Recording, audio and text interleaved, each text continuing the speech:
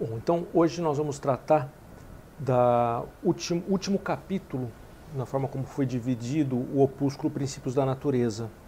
Então, vocês viram, né, nas aulas anteriores que a gente teve, nós estudamos as causas, né, foi principalmente em torno disso que girou, as 4 causas, as classificações que há entre elas, bem como, vamos dizer assim, formas de você, como elas se relacionam entre si, as 4 causas, né, causa material, causa formal, causa eficiente, causa final. Hoje nós vamos verificar, junto com Tomás, né, vamos examinar um pouquinho a relação que há entre a matéria e a forma e as diferenças e semelhanças entre os entes, a partir da matéria e da forma com que eles são formados, com que são compostos, vamos dizer assim. Vou explicar isso aí para vocês. Então, com isso, nós vamos finalizar todos os princípios da natureza. Lembrando que esse opúsculo de Tomás, ele diz respeito especialmente aos entes móveis, entes materiais. Tanto que por isso que ele vai sempre falar da causa material, né? Os entes materiais, eles têm, para nós, são os mais próximos, porque nós podemos captá-los pelos sentidos, mas na filosofia de Tomás, bem como na filosofia de Aristóteles, são os seres menos nobres. O ser imaterial, ele está mais alto se a gente for falar numa espécie de hierarquia. Nós mesmos, seres humanos, somos diferentes do resto do reino material, vamos dizer assim, porque nós temos um âmbito, uma parte que é a nossa parte principal, justamente, que é espiritual, não material, e que nós reconhecemos em que somos capazes de realizar operações que independem da matéria. Mas isso tudo é tema de outros livros de Aristóteles que Tomás ou vai comentar ou vai empregar como, vamos dizer assim, elemento para os seus estudos. Volto a lembrar, os princípios da natureza provavelmente é o primeiro ou o segundo escrito de Tomás, então nós estamos falando logo do início mesmo, mas sempre chamando a atenção para a profundidade, capacidade de síntese que ele já mostra nessa primeira vez. Várias vezes nós comentamos, né, o próprio nome do opúsculo é Princípios da Natureza, nós vimos o que são princípios, né, você tem várias acepções da palavra, próximas uma da outra, mas sem serem exatamente iguais. E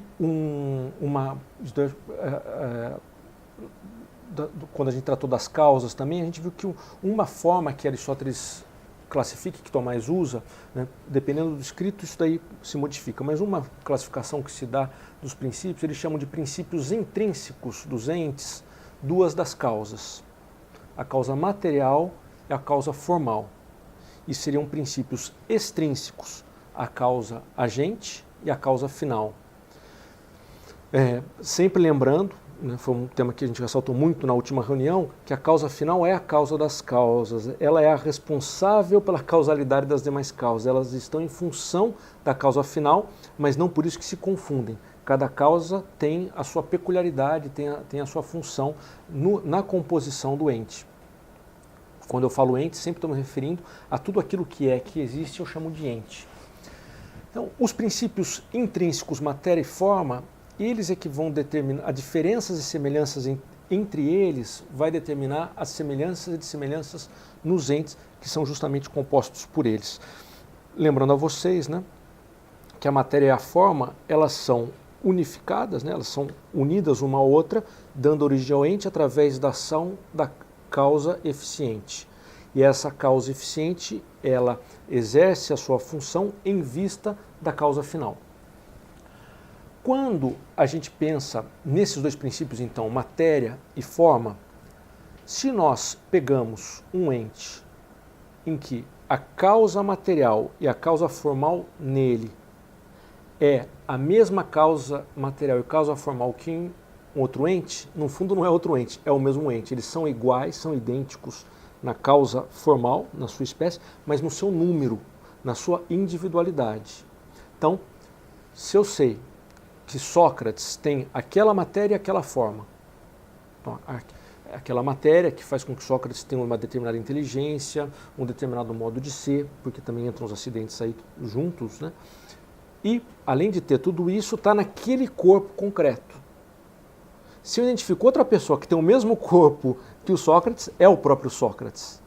Então, se é idêntica a causa material e a causa formal em um determinado ente, outro que tivesse a mesma seria idêntico a ele no número, quer dizer, é absolutamente igual, é o mesmo ente. Então, se eu falar de algum de vocês, né, fulano de tal, que tem peso, hoje a gente até pode, o exame de DNA é isso, né? O exame de DNA do sujeito A é esse. O exame de DNA do fulano que eu conheço, Sócrates, é tal. Então eu posso dizer que aquele fulano é o mesmo que o Sócrates, são idênticos. Então, causa material e causa formal idênticas, identidade também no número, é o mesmo indivíduo. Então, semelhança entre os princípios intrínsecos, semelhança total, vai dar semelhança em tudo, inclusive essa expressão que Tomás usa, no número, que eu gosto de traduzir para a gente entender melhor, no indivíduo, no ente, é o mesmo. Agora pode acontecer, então vamos ver uma diferença agora que vai surgir, que vai corresponder a uma diferença também entre os entes. Eu posso ter entes que têm a mesma forma, a mesma causa formal, mas eles têm diferentes causas materiais. Ao ter a mesma causa formal, o que isso significa? Que eles são da mesma espécie. Então, dois seres humanos distintos, o que eles são? Eles têm a mesma causa formal, que lhes garante a humanidade, né? Que é a mesma causa formal. Agora, a causa material dos dois é diferente. Um está num determinado pedaço de carne, quer dizer, está junto a um pedaço de carne determinado, a uma matéria, com uma quantidade, né, uma série de características próprias, e o outro também tem a causa formal humana, que faz com que ele seja humano, só que está em outra causa material. Então o que acontece aqui? Há uma unidade nas espécies, há uma unidade na causa formal, mas há uma diferença no número, na individualidade. Então, Tomás ele usa o exemplo clássico, né, que Sócrates e Platão. Sócrates e Platão, ambos são humanos, ambos têm a mesma causa formal, mas são diferentes na sua causa material, então são diferentes na sua individualidade, são diferentes no número. Agora podemos pensar num terceiro grau de semelhança e diferença. Então, primeiro que a gente viu, igualdade em todos os elementos, inclusive no número. Então, é o mesmo indivíduo. Já no segundo, eu diferencio os indivíduos de uma forma real e diferencio esses indivíduos através da causa material. Esse é um tema bastante bonito, né, que é como como é que se dá a diferenciação de indivíduos de uma mesma espécie. É um tema que Tomás ele desenvolve bastante nos seus estudos. Vocês vejam que já nesse primeiro livro, então, ele faz uma citação, uma referência a ele no final dos Princípios da Natureza. Agora, um terceiro grau, a gente pode dizer de entes que têm causa material diferente, são de espécies diferentes, então a forma não é exatamente igual, mas eles têm a mesma forma no nível do gênero. Então, vamos pensar, um ser humano e um asno, é o que diz Tomás. O ser humano e o asno, matérias diferentes, causa material distinta. Forma diferente. Um é um ser humano, outro é um asno. Podemos falar de coelho, podemos falar de qualquer, no caso, qualquer animal. Mas eles têm algo em comum. O quê? A forma de animais. Então, no gênero, eles são iguais. Na animalidade. Isso é algo real. Tanto o ser humano quanto o asno, quanto se a gente puder, um burro, um cavalo, um macaco, o que seja, eles são substâncias vivas com sensibilidade. Essa é a definição de animalidade para Aristóteles. Ser vivo com sensibilidade. Então, há uma semelhança e diferença com relação à matéria e forma. No caso, uma dessemelhança maior do que há nos entes que têm a mesma espécie. Aqui eu estou falando, então, de que não têm a mesma espécie, mas eles têm gêneros iguais, né? Espécies distintas e gêneros iguais. E, finalmente, a gente poderia falar de uma outra forma de relação entre esses princípios, que é a seguinte: eles não têm nem a causa material igual, nem a causa formal, no nível da espécie, nem no nível do gênero. Mas eles têm uma certa semelhança em que eles são entes. E ente não é um gênero. Eu já vou explicar para vocês porque ente não é gênero. Isso é algo que Aristóteles diz e Tomás também vai admitir. E é algo relativamente problemático, como vocês vão ver. Problemático para quem pensa diferente. É um ponto em que tem gente que discorda da doutrina aristotélico-tomista. Então, o exemplo que Tomás usa para falar então de entes que teriam essa diferenciação, quer dizer, não são iguais nem na causa material, nem na causa formal, mas tem um certo elemento de semelhança, que seria no próprio fato de serem entes. O exemplo que ele dá é a substância e o acidente. Substância e acidente, os dois são entes. Uma substância e um acidente. Ambos são entes, eles são. A brancura que eu encontro numa folha de papel, ela é um ente, ela é.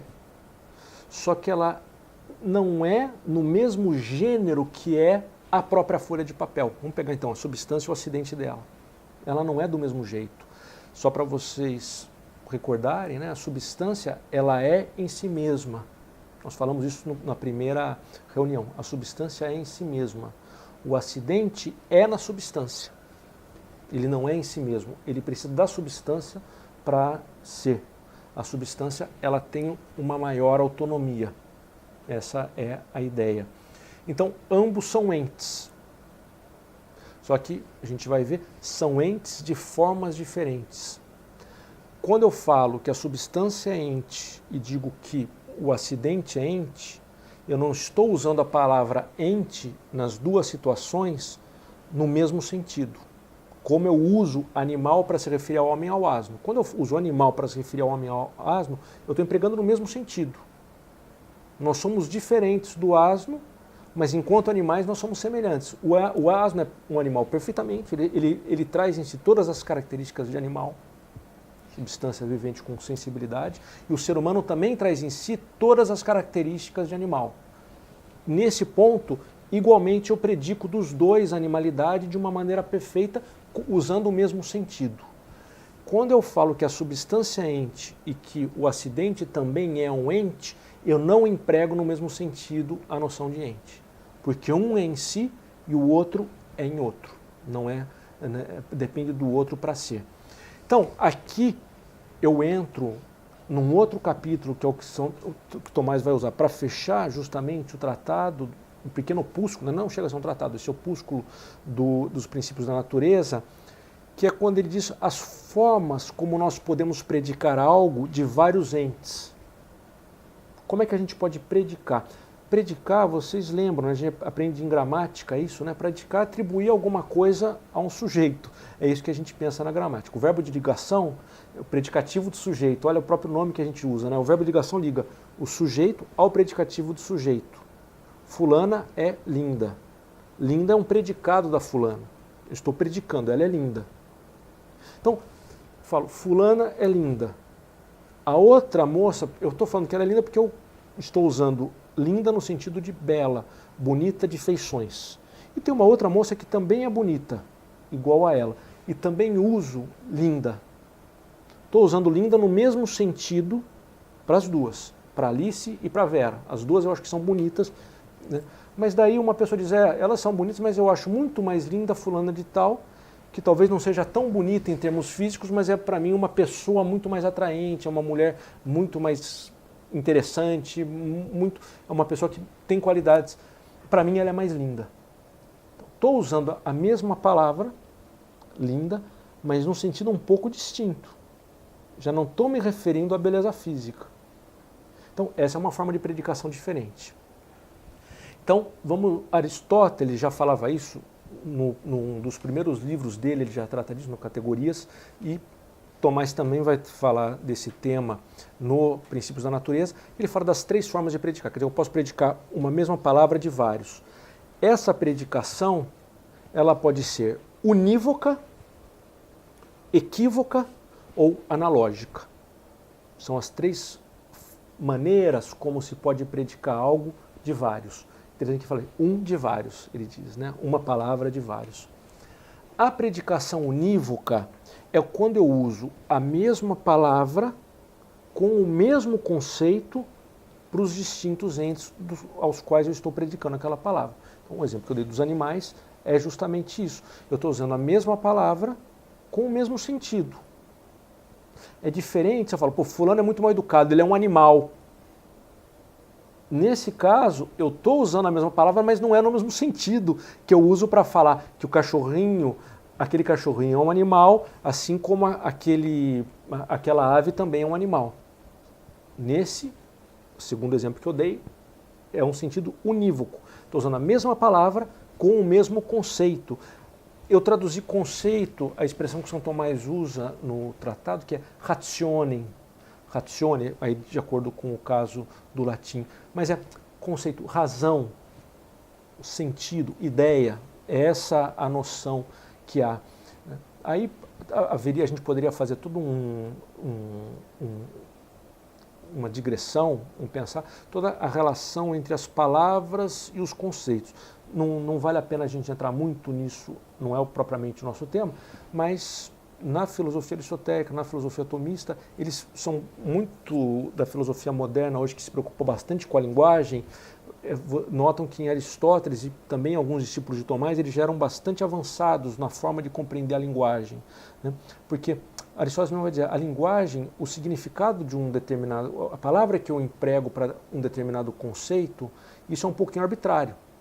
Por que eu chamo tijolo de tijolo e não dou outro nome? Isso é verdade. É um pouco arbitrário essa atribuição primeira. Mas a partir do que é brick em inglês e tijolo em português, né? Mas a partir do momento em que há essa atribuição, o uso já passa a ter certas regras. O cara mandou uma tijolada. Em basquete a gente fala isso, né? O que é você dar uma tijolada no basquete? O cara dá um arremesso que é muito forte, uma paulada. É como se você estivesse jogando um tijolo. Quando você joga um tijolo, você não joga com maciez, você joga... Então, você vê, eu uso a palavra tijolo, esse livro é um tijolo. Você fala isso também. Tanto o formato como ler, como você levar um tijolo na cabeça. Você usa a palavra, a partir do momento que foi atribuído, passa a haver umas certas regras. Isso Aristóteles e Tomás, eles aceitam. Então, vamos dizer assim, o conceito ele é diferente da palavra. Não é a mesma coisa o conceito da palavra. Tanto que muitas vezes, para a gente poder fazer uma tradução de uma língua para outra, certos conceitos você não tem uma palavra absolutamente igual na outra língua. Nem todos, mas há conceitos que têm essa dificuldade de você traduzir. Então, você tem, na língua para a qual você está traduzindo, a pessoa tem que juntar várias palavras, ele tenta descrever aquela noção para a qual ele já não tem uma palavra exata como na outra linguagem. Isso pode acontecer. Isso dificulta a tradução, de fato. Há autores que chegam a achar que uma tradução perfeita de um idioma para outro seria impossível. Eu não chego a afirmar isso. Eu concordo que muitas vezes é difícil. Não só é difícil você fazer uma tradução de um idioma para outro, como às vezes é até difícil você fazer uma tradução num mesmo idioma em épocas muito distintas uma da outra. O sentido de certas palavras, eles se modificam. Diria para vocês que num país grande como o Brasil, às vezes, inclusive, entre as regiões, não é tão fácil assim você fazer a tradução. Mas, ainda que haja essas dificuldades, não me parece que seja totalmente impossível. Isso daí também já é toda uma outra discussão que é bastante interessante. Então, no caso de Tomás, ele diz isso, que eu posso usar uma mesma palavra com o mesmo conceito para vários entes distintos. Então, nessa situação, eu estou fazendo uma predicação unívoca, que é a mais comum. Mais comum não digo, né? Mas vamos dizer assim, talvez se possa dizer, é a mais comum, porque a própria analógica já tem uma maior complexidade, como a gente já vai ver aqui. A predicação equívoca, o que acontece nela? Você tem a mesma palavra com conceitos totalmente diferentes. Então, simplesmente aconteceu de ser aquela palavra. Então, é uma predicação equívoca. Tem gente que diz que, no fundo, nesse caso, nem seria propriamente o mesmo... É muito distante, é uma mera coincidência o fato de ser a mesma palavra para conceitos que não tem nada a ver um com o outro. É verdade, está bastante distante. Mas Aristóteles, nas categorias, e Tomás, no Princípios da Natureza, eles fazem referência a essa predicação equívoca. Então, o exemplo que dá Tomás é interessante. Ele coloca o exemplo do cão. Há o cão que ladra e há o cão constelação. Então, são muito distintos, né? Um é simplesmente um conjunto de estrelas que tem um formato e o outro é um animal. Só que os dois têm o mesmo nome. Então, para ele, esse seria um exemplo de predicação equívoca. Já vou falar para vocês que esse exemplo eu não acho... Quer dizer, entendo, mas acho que não é o mais perfeito. Eu preferia, por exemplo, um exemplo em português que é evidentemente total equívoco e absolutamente distinto os conceitos que ele está se referindo. Manga. Né? A fruta manga e a manga parte de uma camisa. Então, a mesma palavra com conceitos absolutamente distintos. Então, aí eu tenho uma predicação equívoca. E o terceiro modo de você predicar algo de vários e que é, eu diria para vocês, um dos aspectos mais importantes da filosofia de São Tomás. Ainda que Aristóteles já admitisse, de certo modo, ainda que em Aristóteles é um pouco complexo, foi um tema que eu estudei bastante, eu achava que Aristóteles era mais próximo de Tomás, que ele tinha também desenvolvido bastante a predicação analógica. Tomás desenvolveu mais do que ele. Eu acho que aí há uma série, né, por uma série de estudos, uma série de influências que Tomás teve, que permitiu com que ele estudasse mais a analogia. Provavelmente a influência que ele teve, que é profunda no pensamento tomista, de um pensador que passou para a história como Dionísio Areopagita, ou Pseudo-Dionísio, que era um neoplatônico do começo do cristianismo.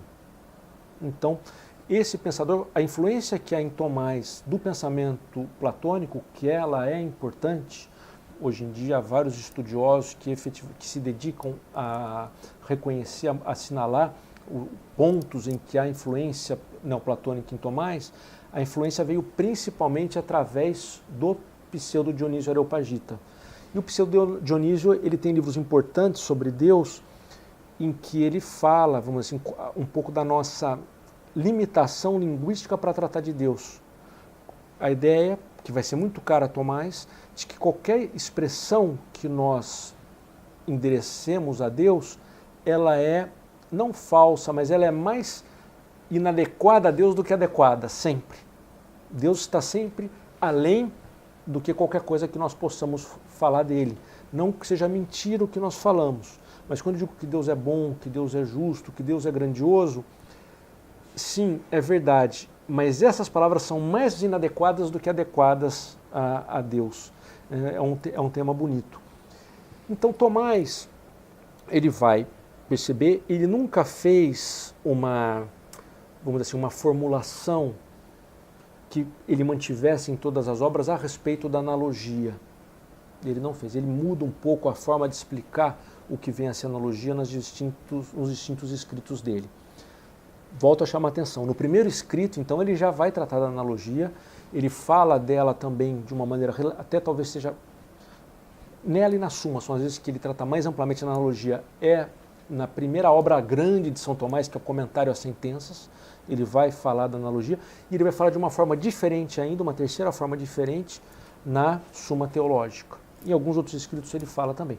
Mas nesses escritos ele procura fazer uma certa teorização, que a gente nota que ele nunca se preocupou, então, volto a dizer, fazer algo definitivo, né, com respeito à analogia, o que causa dificuldade nos estudiosos de hoje, porque vários tentaram fazer trabalhos, e até muitos trabalhos bastante bons, sobre a analogia em Tomás de Aquino. Lembro de um pensador americano, Ralph McKerney, há inclusive um brasileiro, Padre Penido, um grande teólogo, ele fez um trabalho sobre a analogia em São Tomás também, né? Mas tem essa limitação que o próprio Tomás não é, vamos dizer assim, sempre a mesma coisa que ele diz a respeito da analogia. Então, qual obra que eu vou pegar para servir de base para a minha explicação da analogia? Isso acaba sendo um pouco complicado. Então, não adianta a gente buscar uma versão definitiva ou final da visão de Tomás sobre a analogia. Mas esse ponto sempre vai ser importante, porque Tomás vai perceber, então, que quando nós falamos certas coisas, nós falamos a mesma palavra em sentidos algo distintos, mas não absolutamente distintos como se dá na predicação equívoca, mas sentidos em que há uma relação entre eles. Há uma relação entre eles. E essa relação pode ser de distintos modos. O primeiro exemplo que ele dá de uma predicação analógica, que é famoso, ele vai voltar para esse exemplo em outros escritos dele, muitas vezes explicando de uma forma um pouco diferente entre cada escrito esse exemplo, é um que também Aristóteles já dá, que seria sobre a palavra saudável. Então, quando eu falo saudável, eu posso dizer que fulano de tal é uma pessoa saudável. Eu posso dizer que o ar que eu respiro é um ar saudável. Eu posso também afirmar que o alimento que eu ingeri é saudável. Ou que o ritmo de vida que eu tenho é saudável. Ou que o sangue ou a urina daquela pessoa é saudável. Vejam, a palavra que eu estou utilizando é a mesma, o termo, só que ele tem sentidos distintos. Quando eu falo saudável para o ser humano, ou para qualquer animal, ou para qualquer ser vivo, podemos dizer, esse é o sentido próprio. São Tomás não fala de sentido próprio ainda com relação à analogia no Princípios da Natureza, ele vai falar em outros, mas seria o sentido principal, há um sentido principal. Os outros sentidos são derivados desse sentido principal, estão relacionados a ele. Muitas vezes como causas, outras como efeitos. Então vejam, por que uma comida é saudável? Porque ela causa saúde. Por que o ar é saudável? Porque ele me ajuda a ter saúde. Porque o que eu quero dizer quando eu afirmo que o meu sangue é saudável? Que ele demonstra lá uma série de sinais decorrentes da saúde. Não é que ele causa saúde, mas ele é causa. Aquele sangue está com aquelas características porque foi causado, veio de um organismo saudável, a saúde o causou. Então vejam, eu estou usando a mesma palavra em sentidos ligeiramente distintos, mas todos eles com uma relação. Isso vai ser muito importante porque quando eu falar de Deus, sempre eu vou falar por analogia. Eu nunca vou falar a Deus de uma maneira unívoca, com relação a nós. E quando nós vamos tratar dos entes, vejam, o próprio ente, ele é predicado de maneira analógica entre os distintos entes. O que ele quer dizer? Isso é uma coisa, eu estudo alguns autores, comentadores aristotélicos muito bons, atuais, né?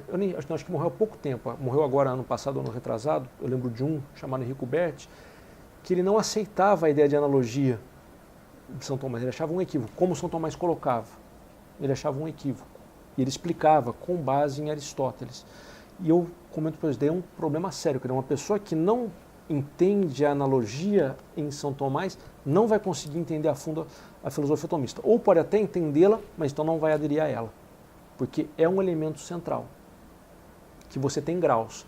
Então, quando eu falo que uma pedra é ente, quando eu falo que uma planta é ente, quando eu falo que um animal é ente, que um ser humano, que um anjo, eu estou empregando esse ente em sentidos distintos. Não, eles são de forma em parte similar, todos existem, todos estão aí. Mas eles são de maneira distinta um do outro. O próprio ser. Vocês vejam que é o verbo, o ato mais fundamental que nós temos, aquele mais radical, mesmo isso é diferente nos distintos seres. O fato de ser um ato diferente leva a que a essência seja diferente, quer dizer, tudo muda entre eles. Em Deus essa diferença é a máxima diferença em relação a todas as criaturas. Porque Deus é sem depender de nada nem de ninguém e Ele dá o ser para todo o resto. Ele é por essência. Nós todos não somos por essência. Nós recebemos o ser. Isso é todo um tema que de algum modo a gente já entrevê aqui nesses princípios da natureza. Então, só para ajudar a explicar, então na analogia a gente vai ter ou uma proporção, ou uma comparação, ou uma semelhança entre as distintas formas como eu predico. Quando eu falei para vocês que eu não gosto muito do exemplo do cão, como uma predicação equívoca, é que há uma certa analogia entre o cão que ladra e o cão estrela. Qual é a analogia? A forma que ele tem. Por que eu chamo aquela constelação de cão?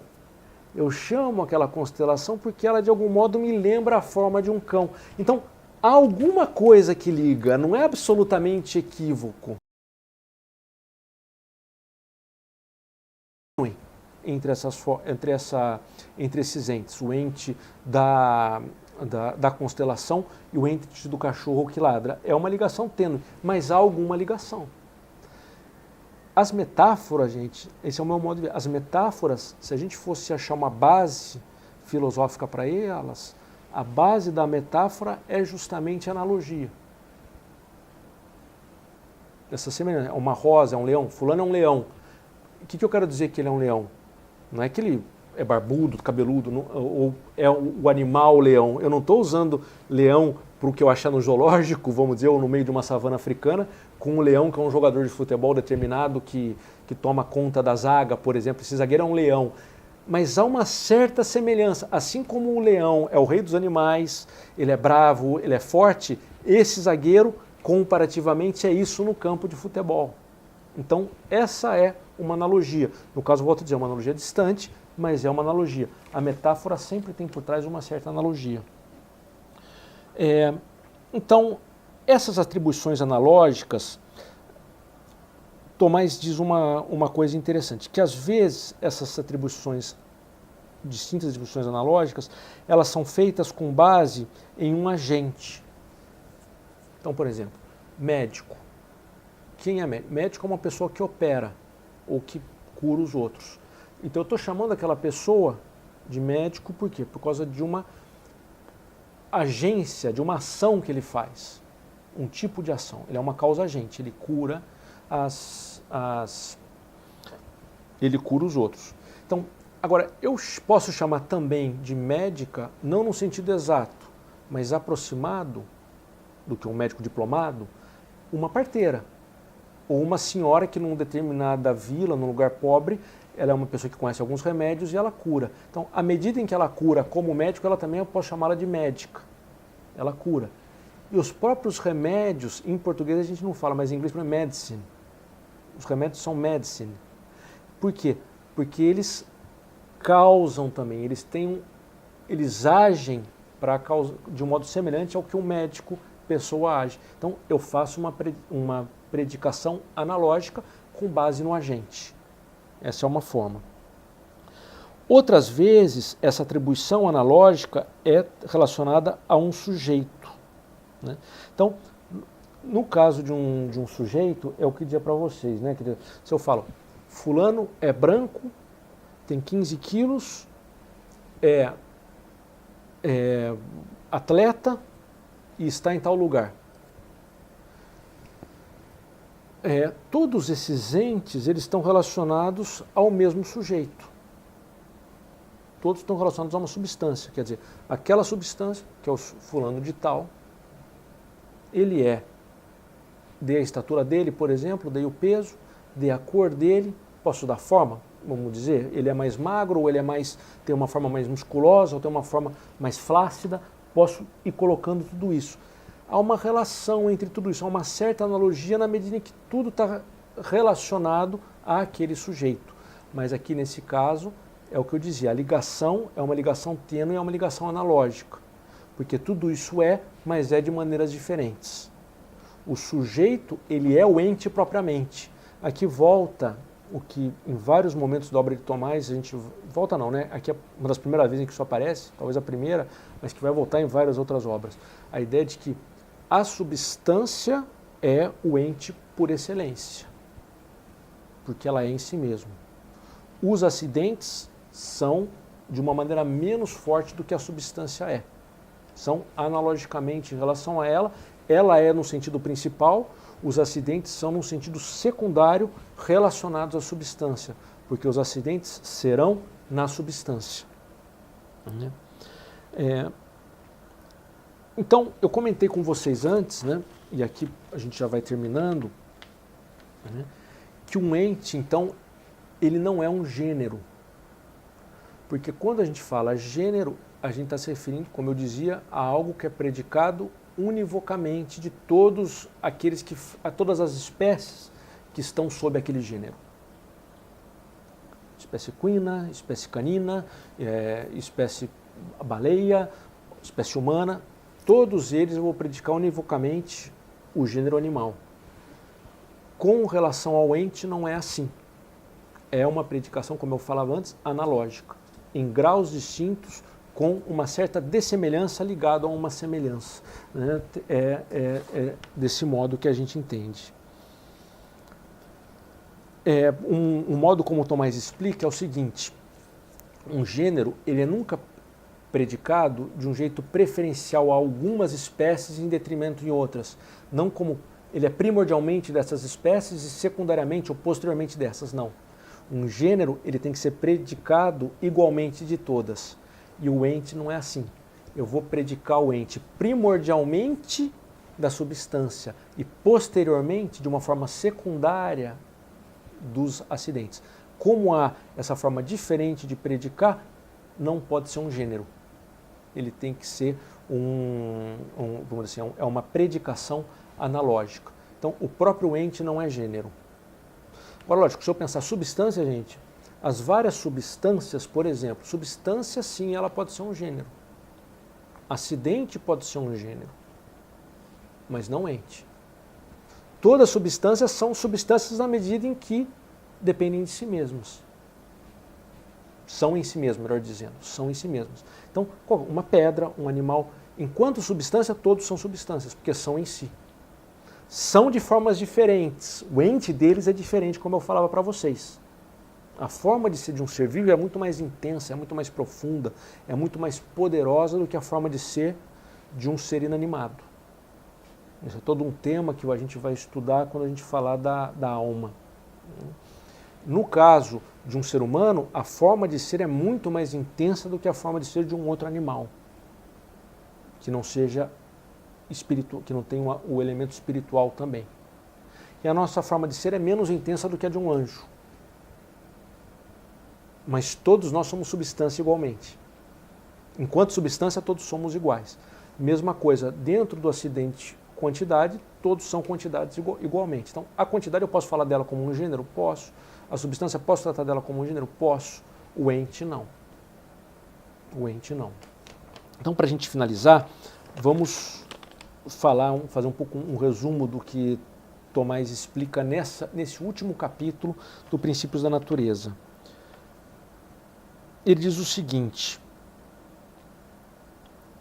que aqueles entes que são iguais no número, na forma e na matéria, então são o mesmo indivíduo. O exemplo que ele dá, Túlio e Cícero, porque o nome do Cícero é Marco Túlio Cícero. Né? Então, Marco Túlio e Cícero é o mesmo indivíduo. Aquele fulano que tem 1 metro e tanto, que filho de tal pessoa, né? Então eu vou dando uma série de características acidentais dele, é um ser humano, dou uma característica formal e que é tem esse DNA, eu chamo de Túlio. Não, mas eu não chamo de Túlio, eu chamo de Cícero. Então o Túlio e o Cícero é a mesma pessoa, né? É o mesmo indivíduo. Então essa é a primeira forma. A segunda, aqueles que são iguais na espécie, mas diversos no número. Então, nesse caso, a matéria e a forma não são iguais no número também, mas são iguais na espécie. Lembra que eu falei para vocês? Então, os princípios intrínsecos, matéria e forma, a relação deles com os indivíduos que eles formam. Então, se a matéria e a forma são idênticas, o indivíduo é idêntico. Então, matéria de Cícero, forma de Cícero, aquele é o Cícero, o indivíduo é o Cícero. Agora, se eu tenho uma situação em que a forma é idêntica, mas a matéria é diferente, eles também vão ser distintos na individualidade deles. São indivíduos diversos. Então, Sócrates e Platão têm a forma humana, ambos, mas a causa material deles é distinta. A forma, ela se conjugou a uma determinada matéria, no caso de Sócrates, que é uma matéria diferente da matéria que se conjugou para fazer Platão. Os pais são diferentes, hoje em dia a gente falaria a genética é distinta, então, por isso, são indivíduos diferentes, ainda que tenham a mesma espécie. Mesma espécie, indivíduos diferentes. Então, aqueles que são iguais no gênero, os princípios deles são iguais no gênero. Agora, a alma e o corpo do asno e do cavalo diferem na espécie, mas são iguais no gênero. No gênero são iguais. Qual é o gênero? O gênero animal. Então, a gente pode falar de um corpo animal genérico? Podemos falar. Um corpo animal genérico sempre vai ter que ser um corpo que permita haver sensibilidade. Uma pedra, por exemplo, não pode ser um animal. Agora, quando a gente pensa num corpo de animal, algumas características a gente já vê, que vai mudar de espécie para espécie, mas que vão ter certos elementos comuns dentro do gênero para as várias espécies que estão lá, circunscritas a esse gênero. E, finalmente, aqueles que só coincidem segundo analogia. Os princípios, nesse caso, vão só coincidir por analogia. A forma da substância, a forma acidental, são formas distintas e que não há nenhum tipo de univocidade entre elas. Sempre vão ser entendidas de uma maneira analógica. Então, com isso, a gente termina o estudo dos princípios da natureza, que é um passo inicial antes da gente entrar na parte propriamente metafísica, que a gente vai iniciar com o ente e a essência. Tá bom?